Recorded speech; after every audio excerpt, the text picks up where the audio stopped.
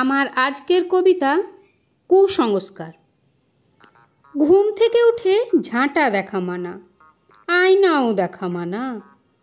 বাইরে যেতে গিয়ে হাঁচি হয়ে গেলে জল খেতে ভুলো না। বাইরে গেলে পিছু ডাকা মানা, অশুভ হয়ে যাবে। মন থেকে এই খুঁতখুঁতানি কবে যে দূর হবে।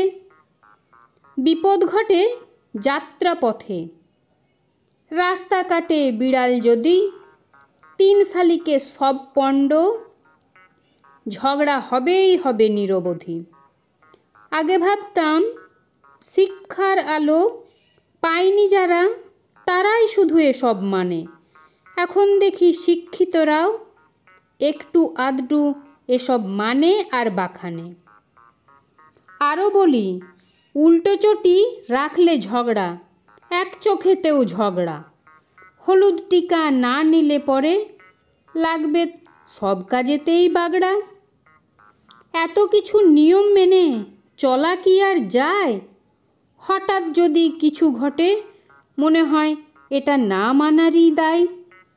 টিকটিকি ওই টিকটিক করে সত্য কথা কয়, ভালো বা মন্দ যায় না বলো, সেই কথা সত্য নয়। বাম হাতে চুলে হাত দিলে চুল উঠে যাবে বলে, ডান হাত তোমায় দিতেই হবে মাথার কালো চুলে। কনুই দিয়ে একবার যদি লেগে যায় তোমার ধাক্কা, সুস্থ নিরোগ থাকবে না তুমি, এই কথাটি পাক্কা। এমন আরও কত কুসংস্কার পুষে রেখেছে মানুষ নিজের মনে। এসব জিনিস মানতে গিয়ে প্রতারণা সে করছে নিজের শোনে।